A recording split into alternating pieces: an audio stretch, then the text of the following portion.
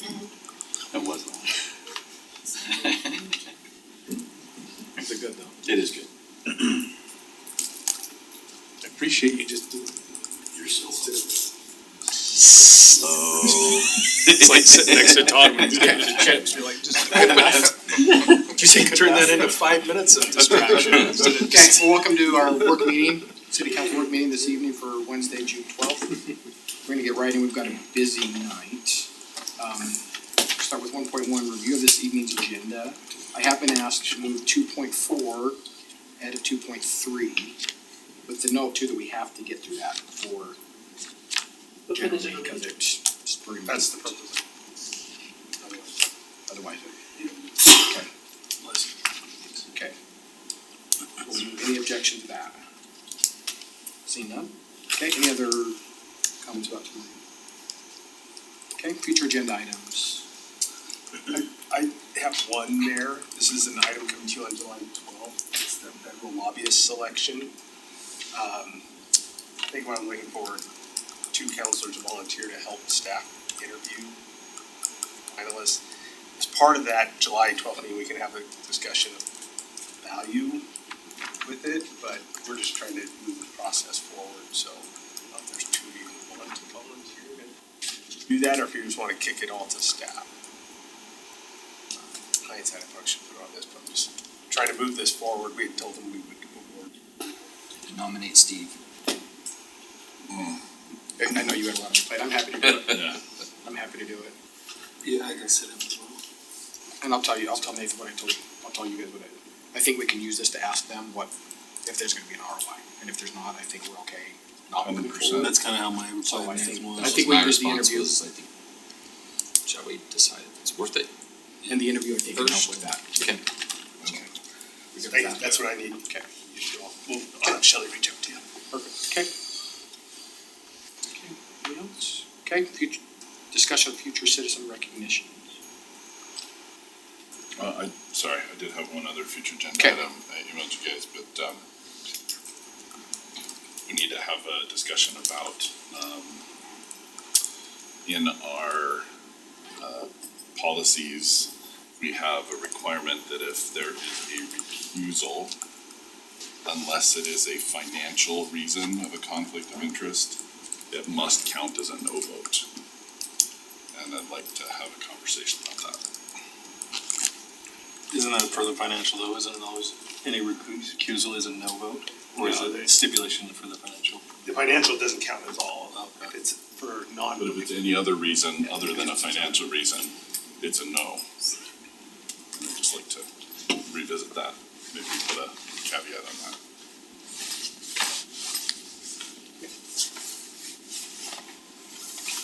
Future citizen recognition. We'll probably need to recognize the Grand Marshal at some point as well, whoever we pick from there. I'm also gonna be the organizer of that kite festival. It was a huge turnout Sunday, it was amazing. Recognize them, because it was all like completely volunteer, not city themed, but they had probably 300, 400 people out here Sunday morning. And you'll reach out and handle that. Mayor, we'll get your Dare Kiddos in for. Oh yeah, your Dare Kiddos, Yeah, too. the Yeah, your summer second, your spring.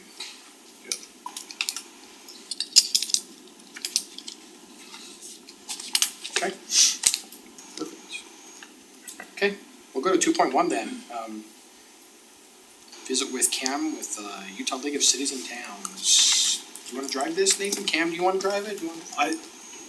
Council had requested the opportunity to meet with, the league, and Cam agreed to come out here and spend a fun Wednesday evening with us. Would you do it? We need Sherry here. What's that? I'm saying we're missing Sherry. She had some of the For questions. more reasons than, Yeah. So I think really it's about the council kind of. I think, Sherry and I were pretty vocal in some concerns about, as we're going through our budgeting season, looking at all of the things that we're spending money on. We've talked about whether or not we're gonna retain a federal lobbyist, we're talking about, we've changed some of our state lobbying expenses. And, the conversation turned to the amount of money that we're spending with the league. And, I'll just rhetorically state, a question was raised. What benefit do we as a city receive for that contribution we're making to the league? How is the league serving our interests as a city? And specifically, one of the concerns that, I can't remember if I raised it or Sherry raised it, but we were echoing each other, was the manner in which the leadership of the league is voted for is concerning to us, that we don't feel like we had representation or a vote in determining who the president and vice president and who's representing us in these key discussions up at the Hill are. So I think that's probably a good place to start, if you can speak to those issues and.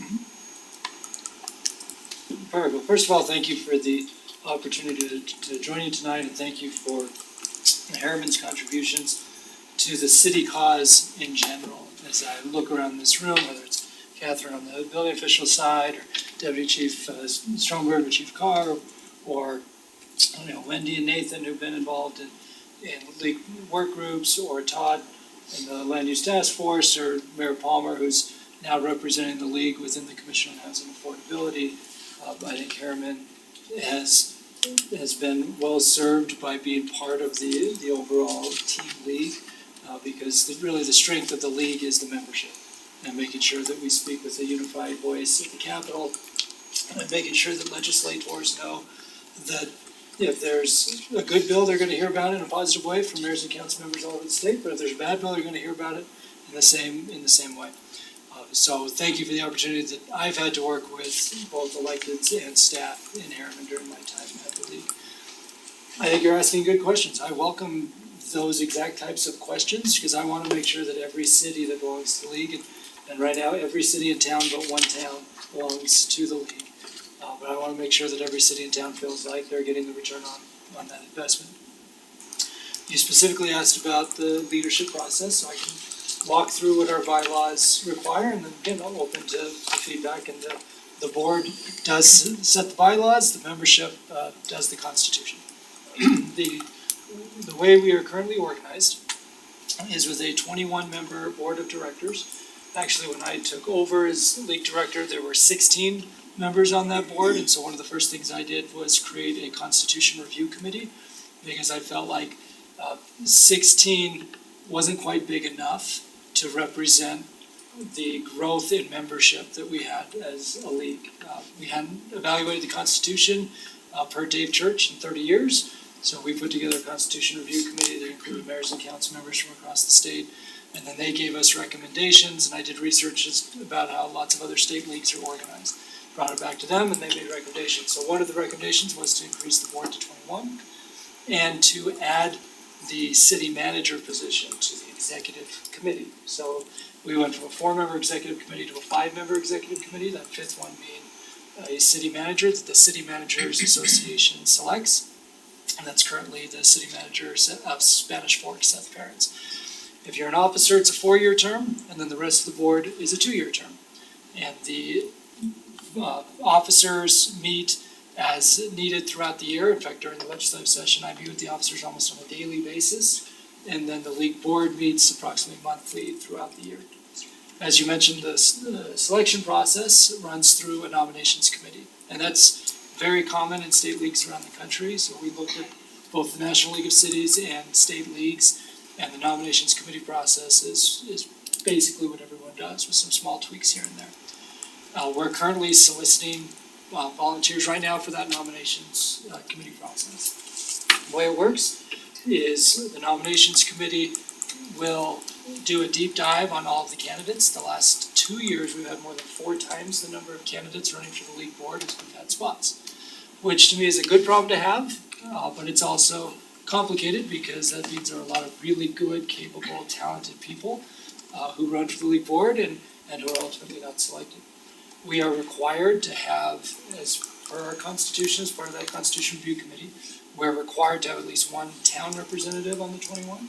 we're required to have 8 geographic spots that reflect each corner of the state, and we're required to have at least 2 representatives from cities of the first and second class. And then the rest of the seats are basically at large, so we try to group them all by region. Harriman is in the region with all of your other Salt Lake County cities as well as the cities in Tulare County. So right now you're represented on the league board county-wide by several, but in this specific quadrant of the valley, Mayor Burton of West Jordan, Councilmember Tanya McKay of Riverton, and then Mayor Don Ramsey is the UEOC rep, and that was something the board added. Because of the governor's emphasis on the UEOC, that's now a non-voting member of the board, and so she's currently that rep, so that's another voice from this part of the county. But those 21 members, approximately half come up each year, and the nominations committee is a volunteer group. Our bylaws require us to have some cross-section of geography on there, but ultimately, we try to get some of our best and brightest mayors and council members. It's all elected official driven. And they meet under the supervision of the second vice president, and they review the candidates, they review the applications, they interview. They'll have a couple of different meetings leading up to the annual convention, and then they make their recommendations to the full membership, and then the full membership during the business session at the annual convention votes on the slate of candidates. Individuals are allowed under the Constitution to run separate from the nominations committee, and you run basically by bringing a petition to the floor of the business session. So if you get a certain number of signatures, then you can come forward. That's never happened in my career, but I know of other state leagues where that process has happened. So in terms of background, council member, I just wanted to walk through that, the nominations process and the Who board decides, process is in the Constitution and with certain things in the bylaws. who decides who is made members of the nominations Yeah, committee? good question. Good question. This is actually something we've been trying to tighten up for transparency purposes and logistics purposes. The league board met this past Monday, and we reminded them nominations committee process is open now, board vacancies have been announced, and we'll be accepting the nominations for both service on the nominations committee and for the board of directors through August 2nd. Then the league board meets on August 12th. They'll affirm the nominations committee. Kate Bradshaw, who's a council member from Bountiful, will chair that nominations committee. And then once the board ratifies the membership of the nominations committee, then Kate will meet with them. They'll start vetting candidates. Every candidate fills out a questionnaire, and then interviews as necessary. Each year, the chair has the flexibility to tackle the interviews a little bit differently. Sometimes it's been everyone in person for 5 minutes. Other times it's been we'll do a first round via Zoom and then second round in person. We give some flexibility there to the second vice president to figure that out. But the board will ratify that on August 12th, and we're accepting volunteers right now for both the board vacancies and the nominations committee. So, I don't wanna put words in your mouth, I'm just trying to verify. Uh-huh. So the board of directors decides who's going to be on the nominations committee. And the They nominations ratify it, yeah. okay, and then the nominations committee will choose who's going to be, Yeah, they will make the Serving on the recommendations board of back to the directors. full membership. okay, I can tell Explains a there's, lot, I can actually. tell there's another question there. no question, that's the answer I thought I was gonna get. Okay.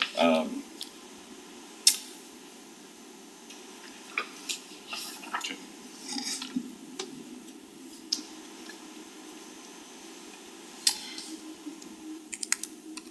I'll just say one other thing. And this is an area of concern that has come up. It really raised red flags for me in, our league meetings in St. George. In, a meeting, I can't think of his name. Justin. Oh, yeah. Just in the meeting, reviewing, land use decisions made by the legislature. Not just, and Todd Guthrie. there you go, thank you. The real And, Todd. yeah.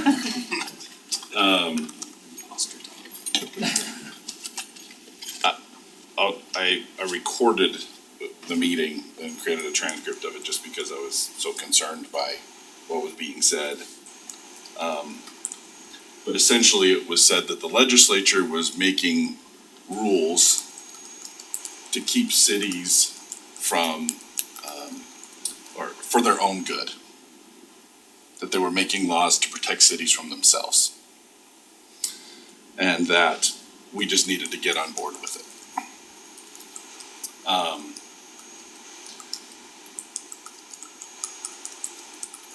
The next morning, so it'd be Friday morning in the big bubble room in there. There was a kind of a question and answer where I had raised the question. I said, why doesn't the league adopt more of a line in the sand on certain things that intrude on the autonomy of cities over regulating their own affairs as cities?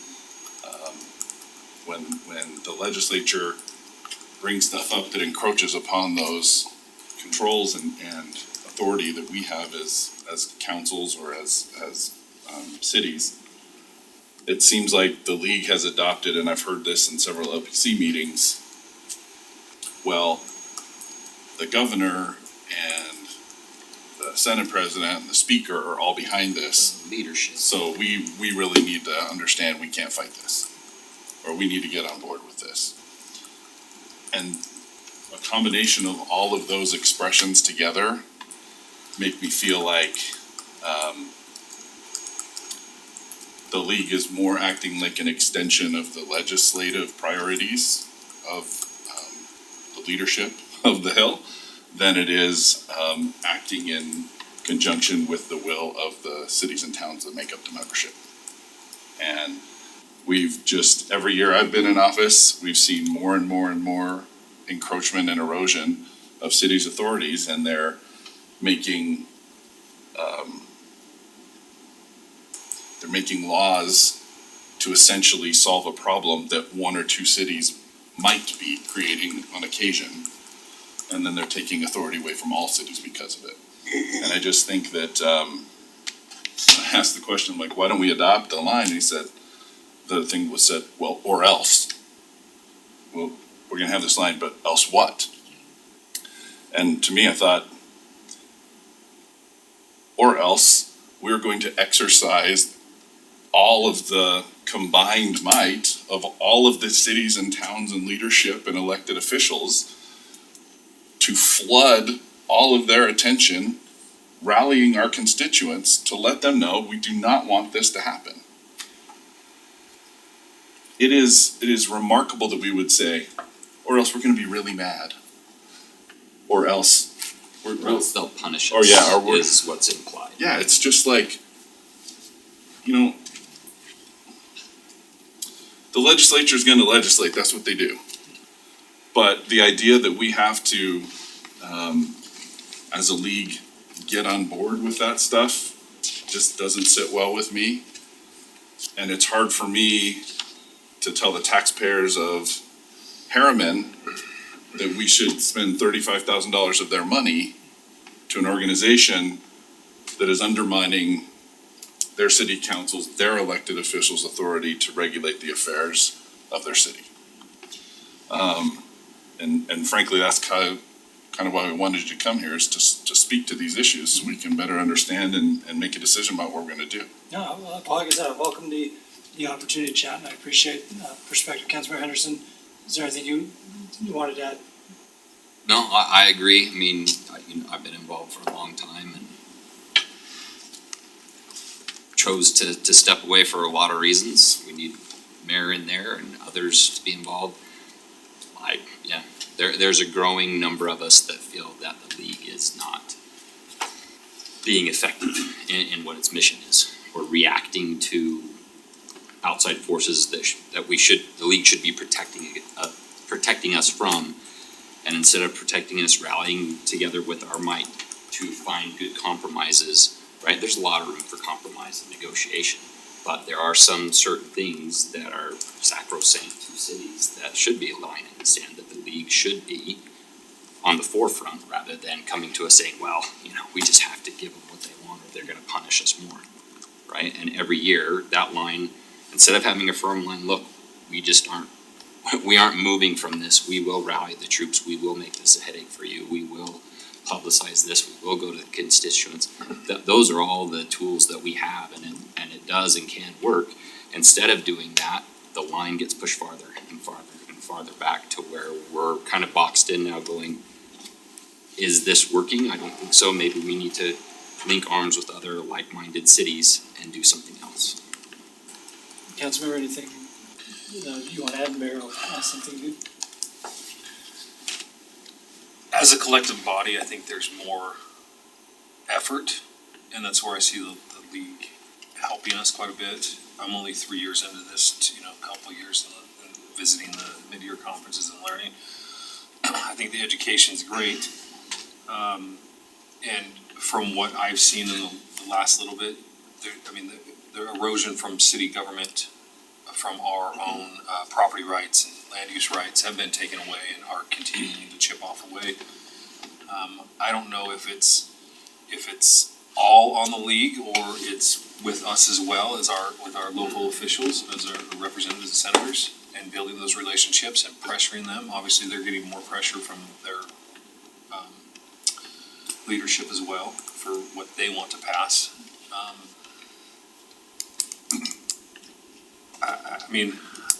I personally see the benefit, and I'm on the other side of the fence but it's nice to, if it's 80% there, great. How do we justify the full means of it? I think it's working together, and maybe it's part of this conversation of how we can engage ourselves and our citizens to help support the efforts of the league, and if there's certain targets we need to go after and put pressure on those representatives, just point us in that direction. I think we can rally the troops.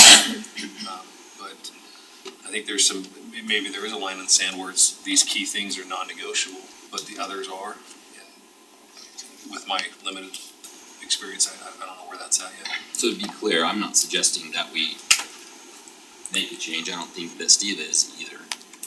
We're simply saying these questions are being raised and we want they're good you questions. to know that they're not just our questions. There are a lot of our colleagues in other cities that are having these same conversations, and that line is, we're incrementally getting towards that point of no return. Well, I think, and Jared, I can speak to this, 'cause the soccer, I look at UISA, from the soccer level. UISA sports ball. as an organization That- always, It's a great example. They're always- gonna go away. yeah, they will go, but they always take the blame, but really it's the clubs that are on that board that are making a lot of those decisions, and I think that's where, it's not Cam Dill's decisions, these are the 21-member board. And so that's where I think I've made a concerted effort to be at the table more, like a begging, for those, and I think Harriman's now at the table, there's 6 or 7 of us in there that are on that. Yeah. So I think that's how we're gonna change that voice, is we're gonna get on, I think we need to try to get on, these like-minded people, I think we need to get on that board to where we can drive that change. I don't think so that's where I'm, again, 100%, I know And that's, I think, that's where the question is, well, we've been trying for years and years and years, and we seem to hit a brick wall when it comes to really making progress there. And I think that's what's I think the last year Or, like the circle that you pointed out, the board chooses the nominations committee, who chooses the board, right? So we end up with True, the same but- people and the same interests. There is decent turnover every year in the board for what. I'll say the 6 years that I was heavily involved, I never knew that there was a nominations committee. I didn't know that there was a way to get on that nominations committee, and I was at every meeting. Well, and this is where I said, like, we're trying to make some concerted efforts on the transparency side, so it's been in Friday Facts and will be in Friday Facts all summer long. And we're trying to do as much outreach as possible. Again, we've had 4 times the number of candidates as we've had spots the last couple of years. And beyond the board itself, I mentioned in my opening that, we selected Mayor Palmer, the board ratified that earlier this week to be one of the 4 voices within the Commission on Housing Affordability representing all cities. And that was also a concerted effort on our part. When I sat down with the officers, said we need to make sure we have a community that's gonna use our terminology, the rapid growth community. We wanna make sure we had someone for rapid growth community who knew the issues, who had good relationships, and could stand up in these meetings. And Mary, you went to that meeting the other day and it was pretty intense, right? We fought, we pushed back hard on several proposals that came up because, but I do think we have a good story to tell on rallying the troops against bad bills. So I just, if it's all right, Nathan, I know time-wise, my time's running short, but there are a couple of examples that come to mind just from this past session that I think reflect exactly what you were looking for. Number one, building inspections with SB 185. And that was a bill that in its original form would have had home builders picking their own inspectors. And it had the support of some really powerful people. And we did draw a line in the sand and said we can never support a bill where a home builder picks their own inspector, period, end of story. That violates all of our principles around health, safety, and welfare of our residents. Now, we met with building officials to talk about are there alternatives that solve the problem that Senator Vickers and others were articulating. But we said we will never support a bill that does that. Well, the bill did that passed the Senate 17-9.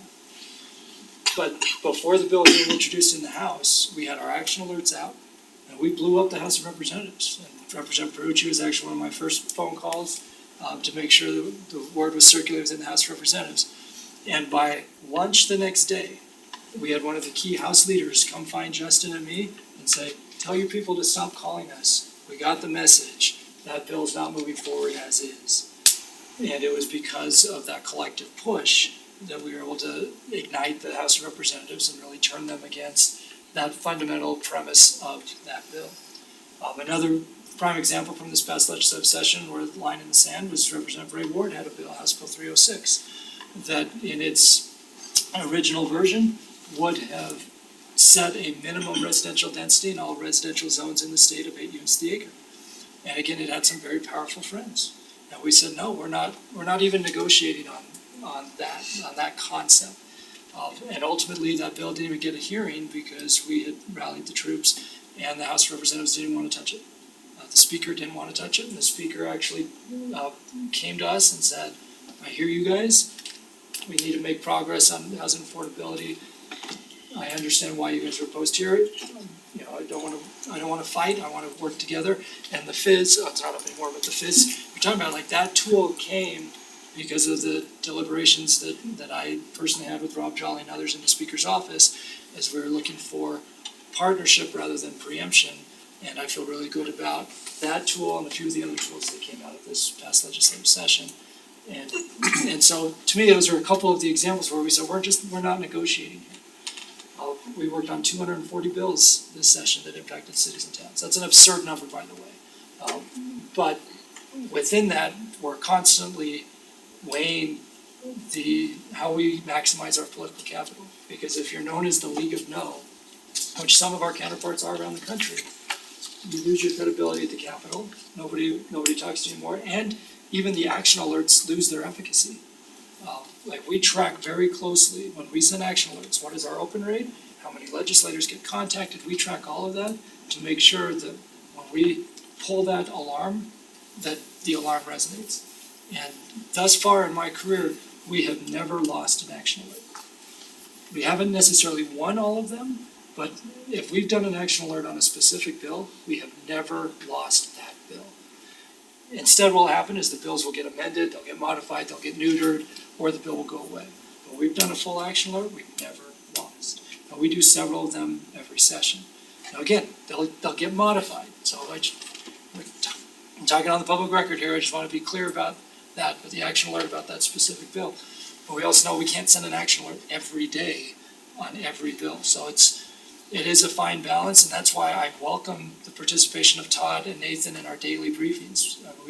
We started those a few years ago, in part to make sure that we and the officers who are negotiating on your behalf of the Capitol are getting that two-way conversation every day, so we know where to spend our political capital and where to maximize our efforts.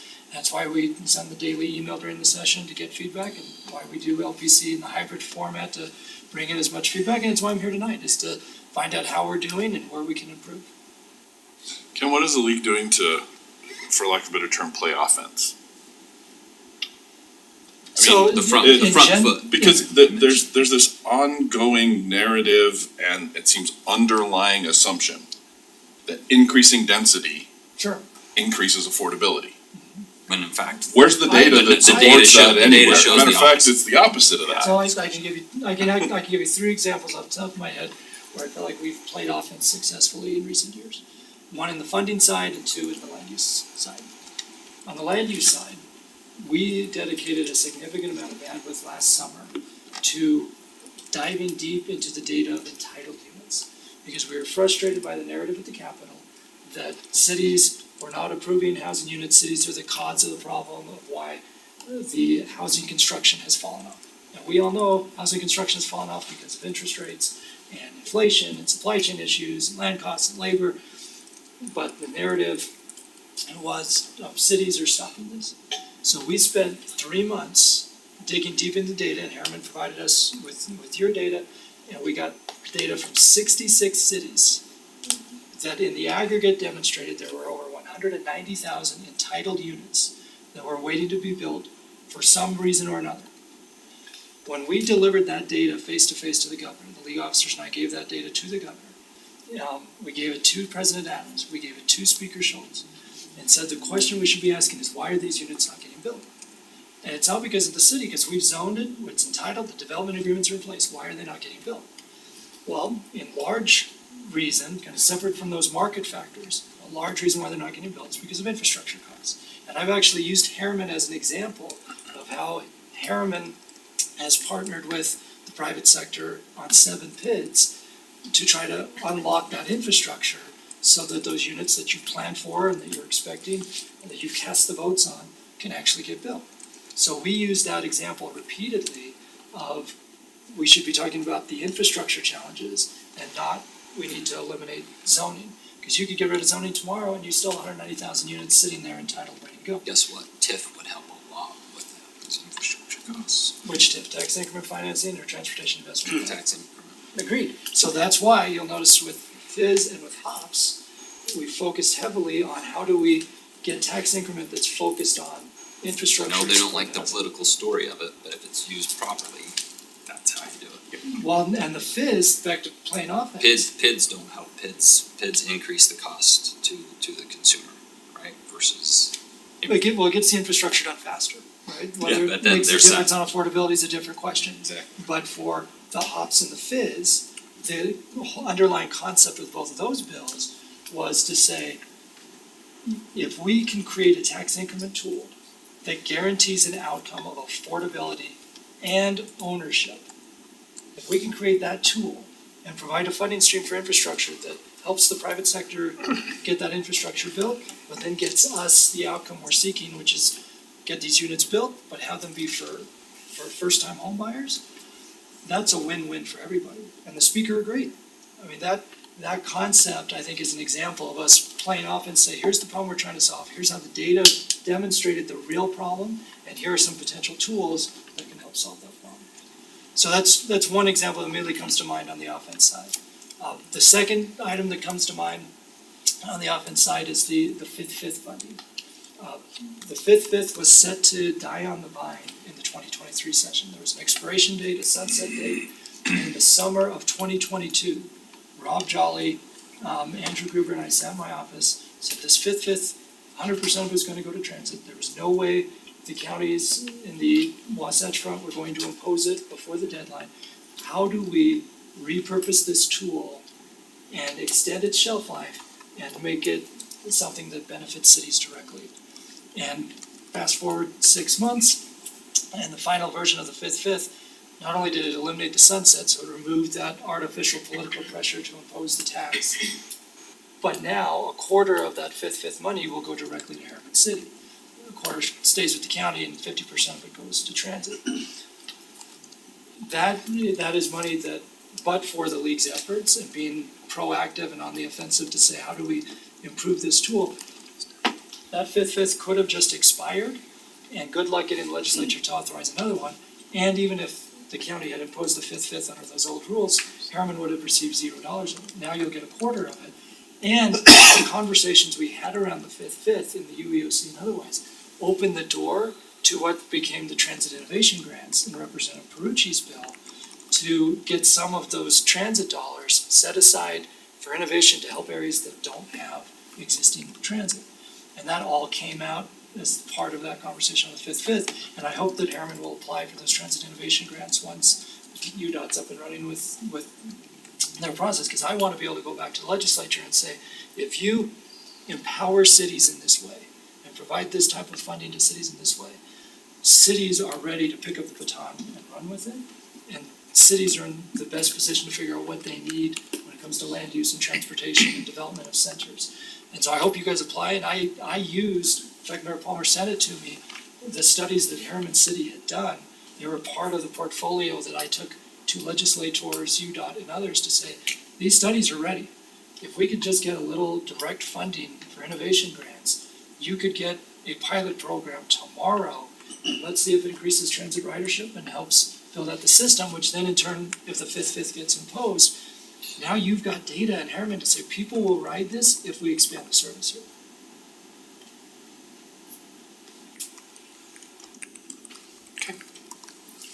Hate to cut it off here, but we gotta cut it off here.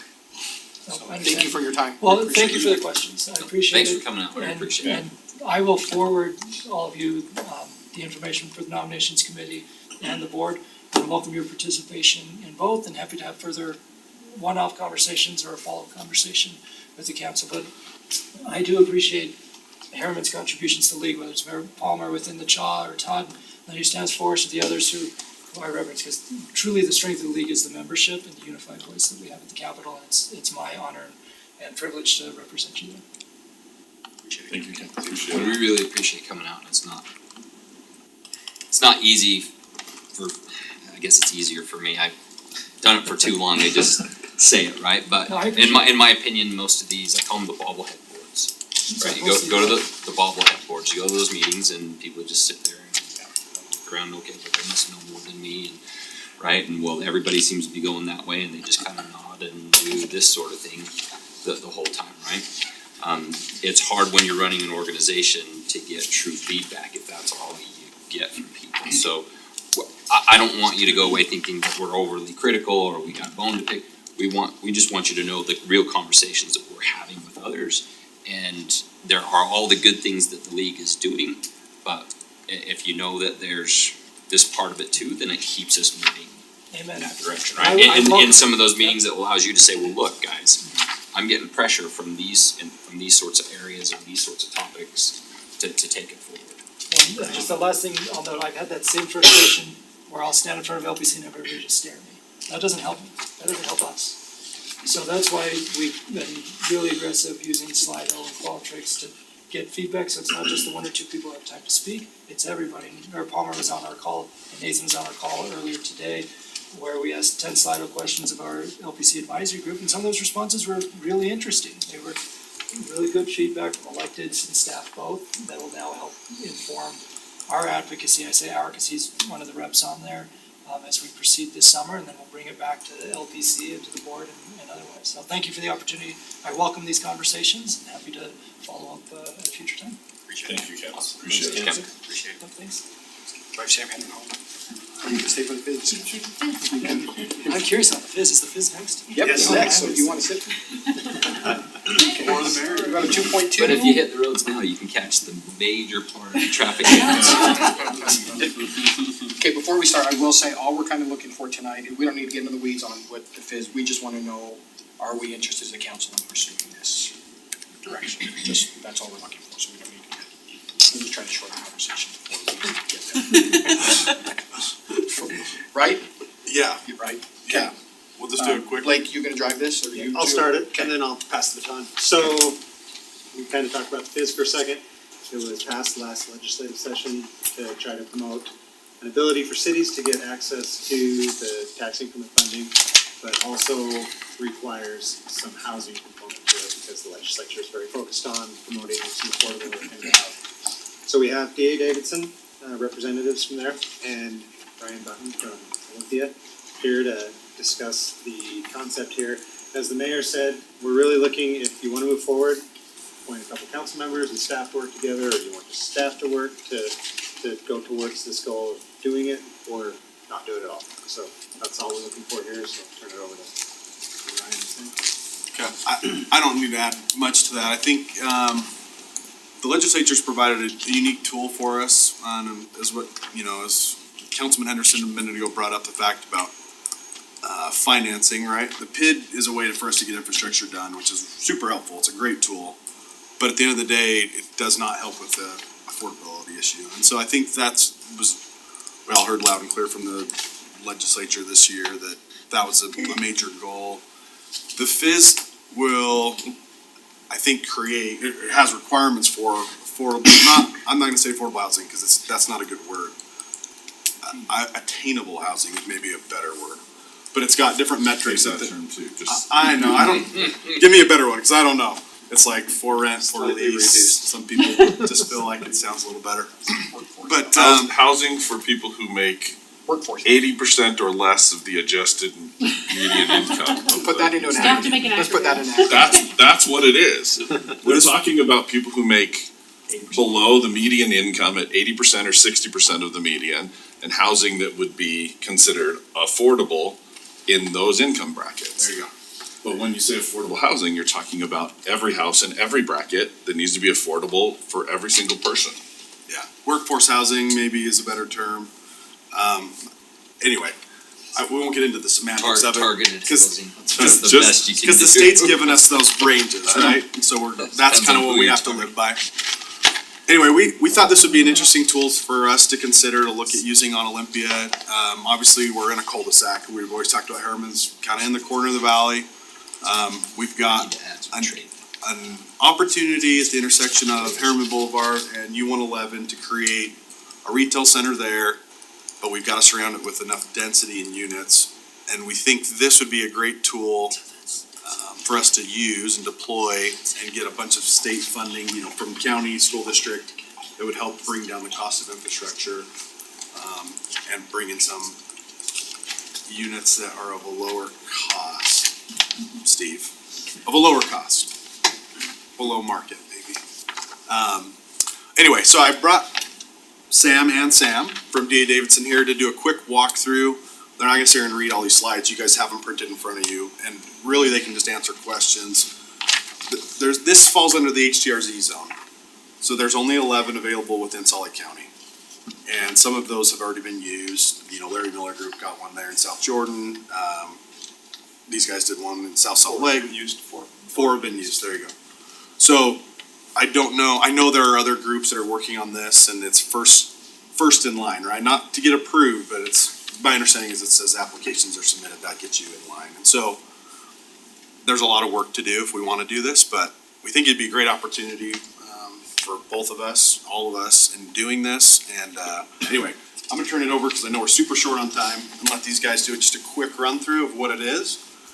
And you guys can ask whatever questions, and then you guys can talk for a moment and see if that's something that you guys would like to move forward with. Yeah, so I think the best way to describe what a FIZ is it's really a CRA. So you guys are all familiar with that. It's a tool that allows you the opportunity to capture tax increment financing and use that financing to promote objectives that presumably you want to promote.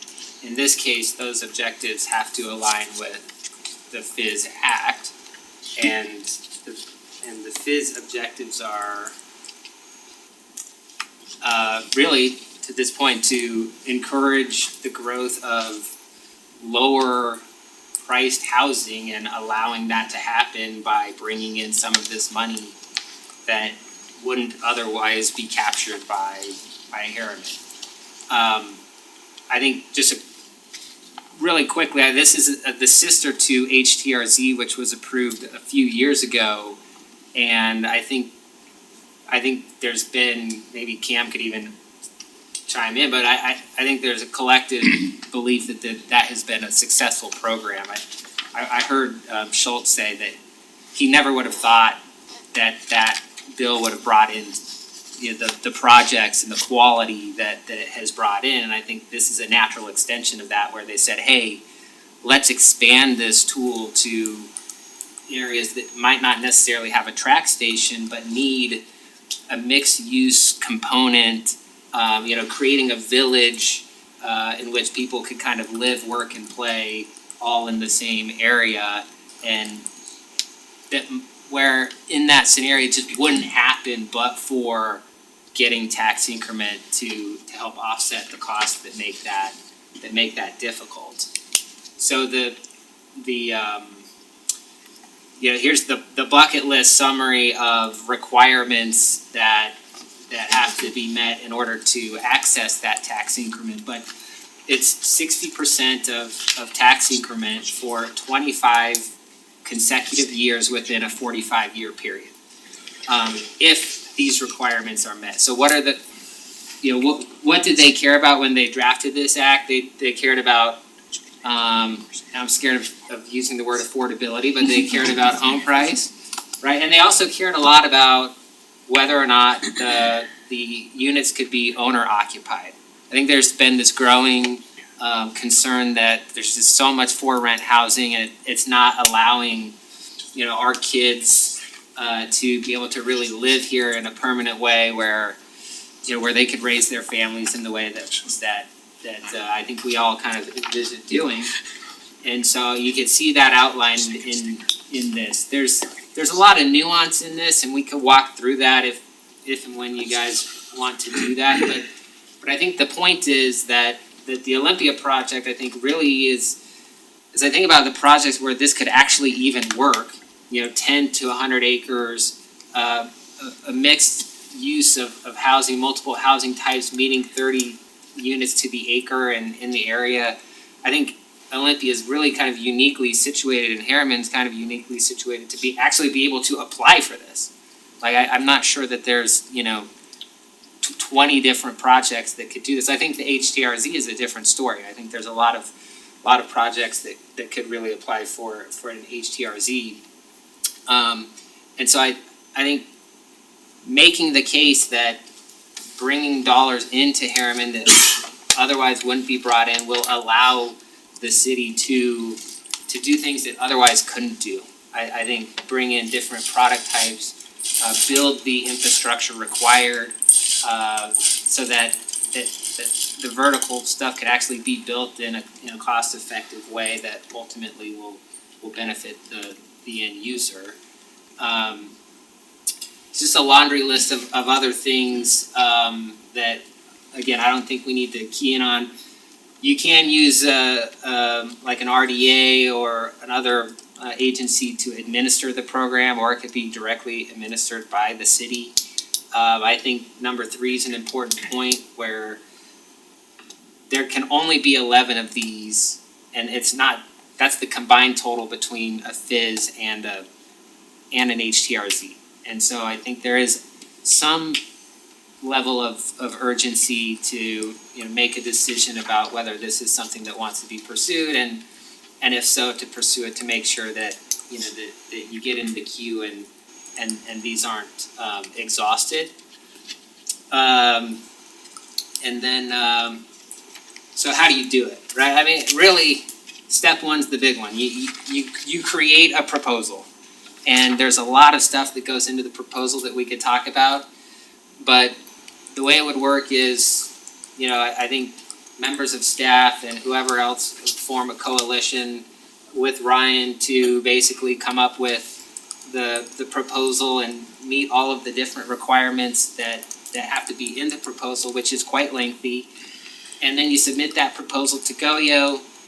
GOEO holds first they get a gap analysis, typically from Zions, that just verifies that but for this tax increment being awarded to Harriman, the things that you guys want to achieve and the things that I think collectively are the objectives of the FIZ Act just won't happen.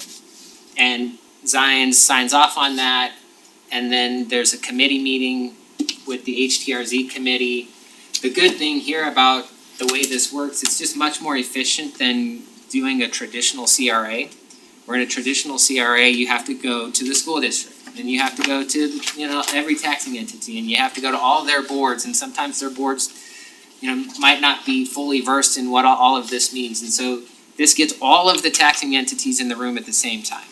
One representative from each, you could see the list. And so I do think that there's just kind of a broad coalition of stakeholders that could, I think, take both the micro view and the macro view to make a well-informed decision. A member of the city's on there, a member of the school district is on there, the largest tax entity that's not the city or the school district. So I think there's a broad representation of interests. There's a presentation that happens that would be given by the city. There's a Q&A, and at the end, the HCRZ committee votes on whether or not to approve that FIZ. And if approved, it gets recorded and you're kind of on your way. Just speculating, on that list, the slide before, the largest taxing entity after the school, city and county, in our instance, it's gonna be the PID. Well, that is The mill rate for the PID's higher than, But we don't, the Any pit other isn't in entity? that area at this point that we'd be doing this. There isn't a pit there. Oh, cause that's right, cause we put them all in we haven't. cause they're all, yeah, I got it. My question really with this or any other versions that we've had or talked about is that you described the process of how we get one approved. And to me, the answer's simple, we need to use whatever tools are available to us, right? I mean, CRAs were great for everyone else, and then they took them away from us when it was our turn to start building. Yeah. Right?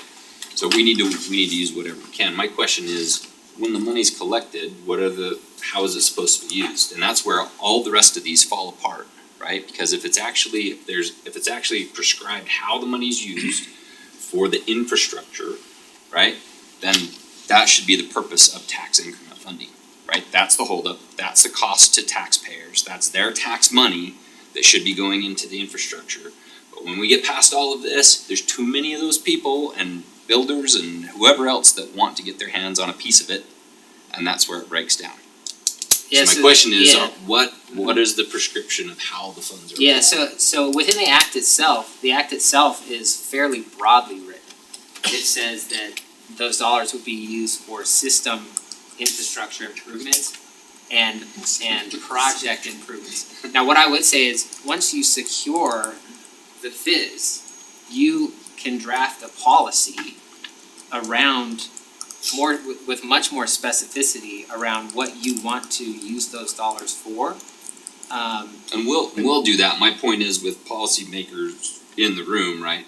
That's the problem with all of these things. And Cam just whispered in my ear, the city controls it all. So it all comes to the city, we control how it gets spent. So that's where we would create a policy. And we can do that, but I'm saying on a larger level, right? Go back to CRAs and the way, any versions of these, the reason they've broken down and they haven't accomplished what they need to.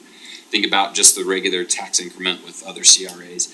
Well, we collect that, the idea was that, well, if we develop that land, then we'll start collecting that revenue that we wouldn't have otherwise, right? That's the whole idea behind it, and that sound reasoning. But then it's written broadly, and as we've seen with former deals done here, right? That money has a way of kind of disappearing, right? It's fungible. It's not prescribed that it actually goes, so we can control that, but on a higher level, the legislatively, if they actually want to affect affordability and have the money applied the right way, they need to dictate how the money's used, right? That's where these things have fallen apart.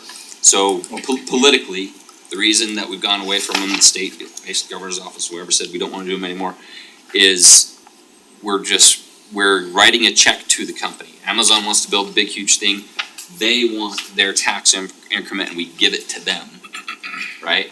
And yeah, you can say that it's fungible and it checks these other boxes, but it was being used kind of the wrong way politically and otherwise. Instead of saying the issue is the infrastructure, the tax increment needs to be used for the infrastructure, I'm saying that should be prescribed at a higher level. We'll of course we've been through it, we'll do what we want to. So you're comfortable that we could do it as a Yes, council? absolutely. You're saying the bigger bill should have. At the higher level, when they're talking about these things, you described it perfectly, that's the roadblock. That's the monetary issue, that's what they need to put their focus on. Because otherwise, the ones who don't do it properly or the ones who don't, we're gonna try to do it properly, and they don't, they're just exacerbating the problem. Dude, I actually really like what Jared just said. What I would add to it is, in this particular case, I'm grateful that it's a little bit broad because it gives us the ability to say, for the city, what do we need? Like, it uses the term infrastructure, well, that could be a park, right? That could be a parking structure. Well, that's what I'm saying, it Yeah. needs to be prescribed, because if the holdup is namely roads, right, is a huge one, and water and those sorts of things, Right. then, That's what we would need. yeah, it's taxpayers' money, it needs to go to those sorts of things. The other question I have is, how much of this would be to be used to develop the parts that would be the transit component? Right, because this falls under the HTRZ, right? There's supposed to be, this is transit-oriented design, right? So how do we, what part of these funds are gonna be used to enhance transit? And I think in this instance, it sounds like, you know, you guys will be obviously great stewards of the funds, right? So there might be some bad apples out there that just gave all the money away. But like I'm working on an HTRZ policy right now in South Salt Lake where we got an HTRZ where there's clearly defined, you know, like if a developer gets any portion of these funds, these things have to be met, and they're developing a budget to say, okay, here's the list of public infrastructure and amenities that we need to see in this community to make this program work for us and what we want it to be. And so I think in that sense, like I know like when I've talked to Beth at the UTA, she's very, her thing, and you see it written right here in the act, is like she wants interconnectivity, you know, within the community and how there's connectivity within and without. And so it's like, if that is also your objective as well, it's like, you know, sit down with the engineers, sit down with the planners, identify, you know, the thoroughfares, budget them out and just say, okay, you know, this bid is gonna bring in this much money and we just wanna make sure there's at least this much going to X, Y, and Z to accomplish those objectives. Including like trails, right? It's not just bike lanes, it could be all of those things, yeah. There just has to be an enhanced transit component about this, right? The idea is you're creating first-time homes for people that will probably have, you know, less vehicles, maybe more reliant on public transportation. And if you don't have those elements in this community, you're kind of taking people who are the most vulnerable and needy in our community for these public amenities and putting them as far away from the amenities as you can. And so making sure that whatever tax dollars are used to facilitate not just development, but transit-oriented development, So that's right? what we would determine, is it, right? Yeah, so I think we're touching a lot of the things that need to be worked out. As staff, we just need to know, do you want to set a committee to start working on, we're like on step one of 20 steps. Sure. And the one we're talking about right now is actually after they approve it at step 20, how do we spend it? Which is great, I think it's gonna be needed to be had, and probably even as we're going through. So you just think, do we want to take step one? Yeah, well, and part of that who? step one is, do you just throw staff at it, or do you wanna commit to counselors and their time to kind of negotiate some of these key pieces? And we're probably really talking about, as we're doing this application, what is that policy that we're going to adopt looking like?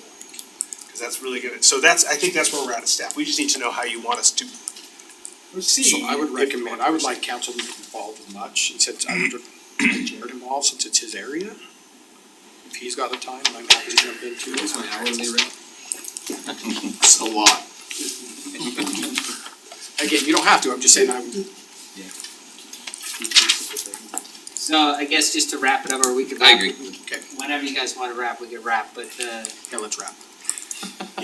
Sorry, just so I'm clear, that the mayor and Councilor Henderson will get with you, we'll start this. All these have to come back for the full council, so we'll work on how we brief the council on this, and we can even set up our own internal work meetings to talk about what that policy should look like to account for what Councilor Shields has been saying, hey, we gotta make sure of this. 100%. So and just, you guys have heard me use this analogy before, right? It's the whole Cheshire Cat, Alice in Wonderland, which road do I take, right? We need to have a destination in mind that's shaping the decisions we're making along the way. 100%. So I don't think it's inappropriate for us to have some conversation about where we're trying to get to. Yeah, and I think just the last thing to add on, we knew coming into this conversation that there was a lot to hash out between you guys and us, right? And figuring out a way to get this done and move it in the right direction. I love the discussion. We have to have an end goal. We have to know what that end goal is in order to achieve it along the way.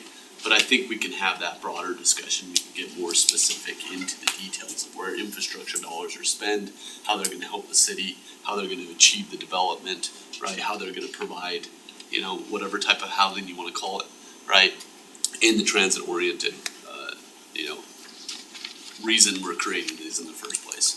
So we are happy to have those conversations. We wanted to get the initial read of the council and the staff to say, hey, look, are we gonna do this? Are we gonna explore this opportunity? And if so, let's start having deeper conversations so we can get there before we run out of time. So do we just have a consensus? I wanna make sure, you said you would volunteer, so you're good?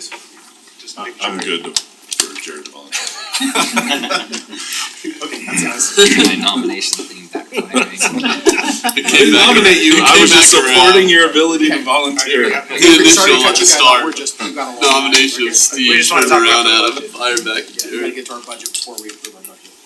You know how that goes. So thank you. Can I say one thing for 30 seconds so that I don't have to stay for your meeting? Okay, so tonight Jonathan's gonna present a reimbursement agreement on 6400 West. That is part of our development agreement on Olympia. That was, again, is a road that's outside, wasn't part of the annexation, it was already within the city. One of the things that's on there that I've sent over includes sewer in 64. Historically, you guys don't pay for sewer because it's not a city service. I'm asking you to pay for it because in our development agreement, it clearly says that you'll pay for all utilities, public utilities within that road. And if you guys had built 64, you surely would have put a sewer line in it so that someone else wasn't tearing it up. So anyway, I wanted you to know that's why it's in there. I believe it's in our agreement, so Todd can speak to that, but that's why it's there. Okay. Jonathan's not the bad guy, it's me saying, I think you need to pay for the sewer and the road. Okay. So, anyway, Thanks, Ryan. thank you. Now I'm not gonna have to stay. Thank you. Thanks, guys. Thanks, guys. Good seeing everyone again. I can't wait to see that Snuck PowerPoint that in. presentation. Hey, you're an asshole. You're the bad guy. It's Yeah, almost no, over. we It's saw- almost saw over. today. Yeah, That wall goes up, it'll be over, my dogs will start freaking Yeah, out. that's gonna come right behind it, so. Thanks, everybody. Okay, so we're gonna do 2.4, discussion on fiscal year 25 and 26 final budgets. Kyle? So this was just time set aside if the council has any questions about the budget. I haven't received any questions since our last discussion. I don't know if you have anything. I have not. So just curious, I know I've heard people talk about maybe they had some questions, they wanted to make some changes, this is really an opportunity. Look at that. Yeah, you can always amend your budget later, decide if you wanna do something different. I think we're past that. I've said all I need to say about this budget this time. Yeah, just the process has been so good this time. Yes, so much better. You guys are awesome. Huge, just applause to Cal, everybody who's been involved in this substantially enhanced process of reviewing and preparing the budget. The level of transparency, the detail, department by department by department, giving us a chance to digest it in pieces and Have better It's conversations just about been, God, it's just been so much better and I think as we evolve and we get more educated on those departments and how things are changing from year to year, we'll probably be more vocal about certain changes and certain kinds of things, but at this point, at least I can say I'm pretty satisfied with the process of to now and in the absence of any energetic public input, which I'm doubting substantially, I'm kind of ready to support it. I don't even think Steve's coming tonight, he was gonna watch it online. Wow, Listen, cause he just got back from Amsterdam. really? Better watch out, he's gonna be there with a calculator, Cal, I'm just saying. No, there's always more to do, but Always. tremendous progress Now- made this year. I will go over that I did a short presentation, I will go over, there's we're calling this budget 1A, there's some things we have to follow up with you as a council on. Yeah. And I Tax think rates we are still learned a lot pending as and we went stuff. through this process this year, this first time, about timelines and how to squeeze, we were also, I think, as you said, building the airplane while we're flying. Well, I mean, trying that was to come up Steve's for landing. analogy that I think So is very apropos. it does feel like that a little bit, so I think next time, at least the plane will mostly be built. We're not. No, we definitely learned some lessons along the way, so. I think it'll And I- and I will say, But now we need to change avionics systems right now. We should be. that's gonna be. It's all The software that brute force runs right it all now. is even It's flipped all over brute here. force right well, and I will say I did have a couple of things I was gonna bring up, but in light of our 2 versus 3 conversation, it's not worth for a losing vote to rile people up.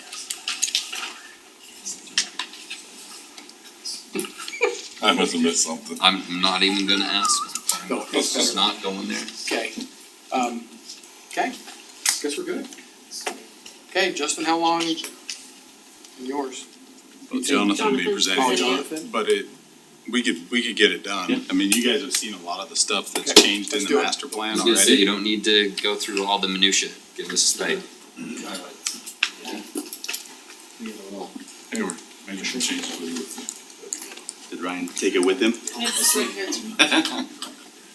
Nice. Where's the best place for me to stand here?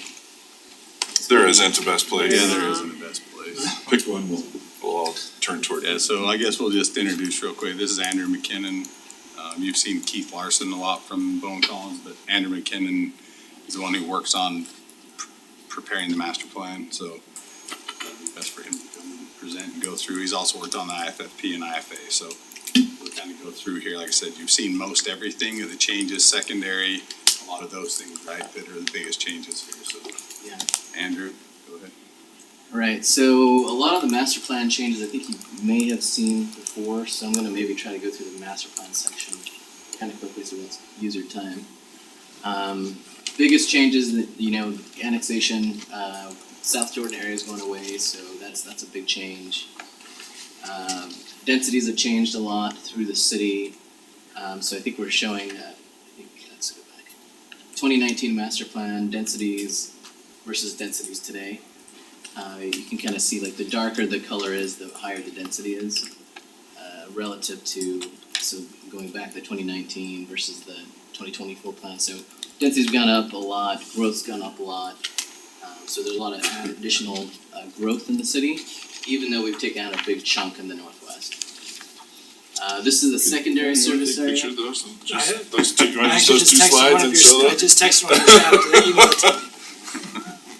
So this is the secondary water there's service zero coverage. transit. Zero transit in any of this. And the darker colors represent more secondary coverage, lighter colors represent less. So the new plan, obviously a lot of that's gone away. Most of the white area is not going to get any secondary, and then you have some of the red areas that have active secondary, and then you have some of the blue areas that may or may not get secondary depending on proximity to available facilities and assets. So that's a fairly large change in approach. 2019 master plan growth projections versus the 2024 growth projections. So just for going back and forth a little bit, so again, the density's kind of made a big difference. Some of the other land use changes made some differences on growth, so. I won't touch on this too much, but this is the build out culinary facilities for the water system. You'll see in the next slide, a lot of it's gone away in the northwest. There's been other like minor changes here and there, but a lot of it's, fairly similar. We added another zone 3 tank for Olympia, which was a change from last time. Some of the tanks that were planned outside the 10-year window now are landing in the 10-year window, which would be expected just for, the advance in time, but also just because of growth and development pressure, so. Secondary build-out facilities for the water system, so a lot of that's obviously gone away. Everything in East Herman has now been removed. A big chunk of Northwest Herman's been removed. So that's a fairly significant change, but that did have an impact on the culinary facilities, having to go up in size in many cases to accommodate for the fact that we don't have secondary water facilities, so. Comparison of costs. So you look at the 2019 tables on the left versus the 2014 tables on the right, and you'll see that the costs are significantly larger, even though the sizes are close to the same. A lot of that is COVID inflation. So the cost of tanks and facilities pre-COVID were significantly less than the costs of facilities after COVID. The construction costs on tanks especially went from between $1 to $2 a gallon to between $3 to $4 a gallon. Almost more than doubled on the tank costs, and then just more facilities in some cases too. So dramatic increases in cost, maybe a little bit less increases in cost on the pump stations, but yeah, still significant cost increases. This is the summary of costs for secondary culinary facilities between the last 2019 and 2024. Again, a lot of this is COVID inflation, so just you're seeing like a doubling of costs in many cases that nobody anticipated. It's just the consequence of things. So. Glad we can pave the way for all. So impact. So that's the quick summary of the water master plan. Do you guys have any questions on changes? Okay. Let's move on to the impact fee facility plan. So what is an impact fee? I think you guys are all pretty familiar. Is anybody not as familiar with impact fees? Okay. I'm just gonna skip the general explanation then. And just kind of move to kind of the summary of costs. So this table kind of summarizes the growth in the city.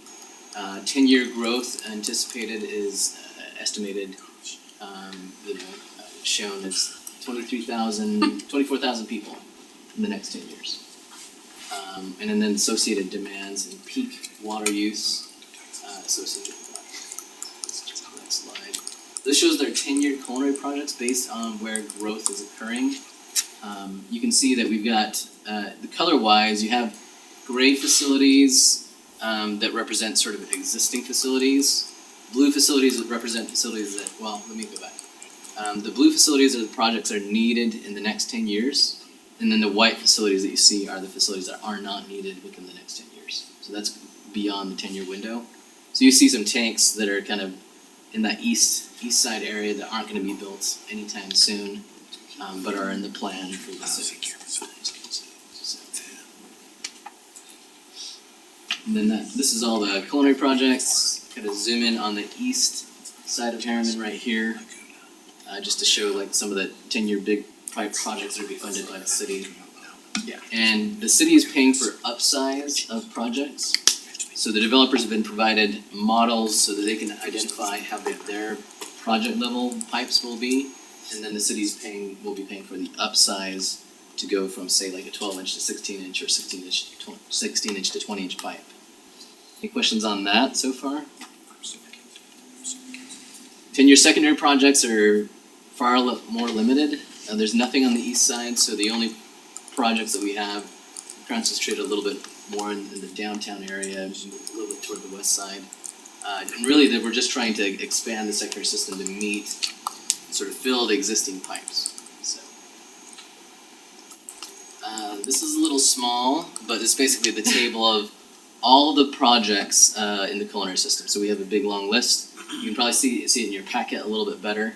But it just basically shows the project, the cost of the project, and then the percentage attributed to existing users, 10-year growth, and growth beyond the 10-year window.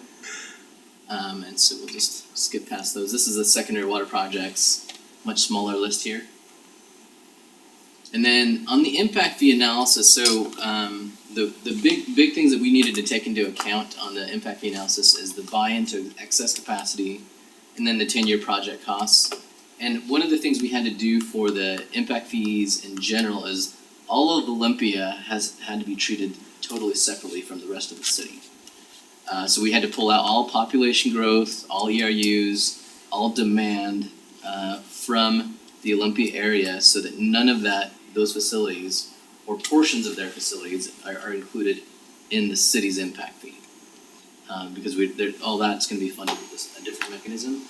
So that's one big change from the last impact fee to this impact fee, is that we had to separate all the growth, and that's gonna be a permanent change. Every time you do an impact fee, Olympia will have to be treated somewhat separately from the rest of the city. This, all the population, all the growth have to be treated separately. And that's just the funding mechanisms, so. But in general, this is just the percentage that we show. We're showing, let me just get to sort of a summary table. The proposed water impact fee versus the previous water impact fee, we're seeing differences for quarter acre lots, increase of about $600. And then you can see the impact fees for each of the meter sizes down below. But relatively small increase, which is a function of a lot of different variables, including you have increased density, so you have a lot of growth coming in the next 10 years, but even though you have a lot of facilities that need to be constructed, we're only paying for the upsize of costs, even though a lot of the costs have gone up. So there's a lot of variables that go into it, but the impact fee has only gone up, 10% roughly? For the last 10 Are those proposed fees indicative of the highest possible fee that can be charged That in is- the range? Those are the highest defendable costs, yeah. Good. Still won't cover it, but. It's Yeah. so, Yeah. And that's just the way the impact fee act is structured. They're basically always pushing the behind. cities to finance development. So, which is, it's a secret impact on affordability, right?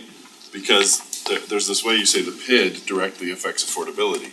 Well, if the impact fees don't cover it, and we have to raise taxes, it's the same money coming out of the same people's pockets to pay for the same infrastructure, The it's idea just is to unlock hidden. future tax dollars, why wouldn't you use it for those things that it actually help with? Exactly. these work a lot better in a city that doesn't have such high growth. You're basically using an existing user base to fund like the small amount of growth in the city. It's a little harder for We broke the us. system, yeah. That's what we do around here. So any questions on that? So what we'll do, I'll just kind of touch on our schedule. So July 10th, we'll be bringing this back for public hearing, all three of these master plan, IFFP and IFA. And then in August, we'll be bringing it back for adoption, or consideration, I guess. One thing I do want to mention is, just today, I sent all of these plans and had some correspondence with Salt Lake County Home Builders Association, sending it to them for their review so they can provide comments back. It's always good to get, I don't wanna say their buy-in, but get it in front of them so they can see it. Provide any comments, questions, so that we can bring potential changes or questions they have back to you for consideration, so. They'll get their eye on it, so. That's our schedule, so. Appreciate your work on this. Yeah, great job.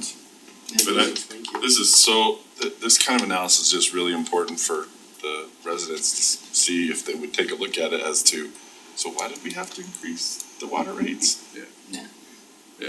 It's just a math, that's why I told them it's a math problem. It's Yep. not- Okay. Development policies, how fast? Well, appreciate it, thank you Yeah, for your thank you time. for your time. Thanks for being patient with us tonight as we move through, but we got you here before the work meeting, I mean, before the Yeah. formal meeting, so. Excellent, Man, thanks guys. thanks, I man. did We'll not work see it. that was gonna happen. This might be a 10:30 night. Don't you? Like my wife Yeah, you put had the to weather do out it. before a Jeez trip, man. Louise. I'm gonna be in your clothes tonight, so. Don't expect to go anywhere. Okay, I'll look for a motion to adjourn and go Oh, to. jeez. No, we just need a motion to adjourn. So moved. Second. All in favor? Aye. Thank you, everybody. When was I need to hear from anybody about impact fees?